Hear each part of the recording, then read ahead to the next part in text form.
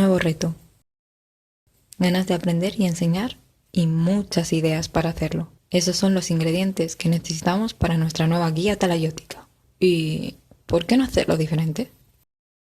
Siempre me gustó la conexión que existe entre el presente y el pasado, sobre todo si sirve para entender otras culturas y modos de vida. Creo que por eso decidí que quería ser arqueóloga, ¿no? Para poder estudiar ese pasado y compartir ese conocimiento con el resto de la sociedad. Cuando vi lo que proponía este proyecto, no pude evitar querer formar parte de él. Y aquí estoy con la cabeza llena de ideas y muchísimas ganas de mirar Menorca con otros ojos. Lo que quiero que hagamos es un viaje a través de los siglos. Prestaros mi máquina del tiempo, que son mis gafas de arqueóloga, y que juntos descubramos lo que los ojos no pueden ver a simple vista. En la visita a Curnyahow, yo quiero daros las piezas del puzzle, pero montarlo tenemos que hacerlo entre todos. Yo ya estoy preparada para hacer este viaje. ¿Venís conmigo?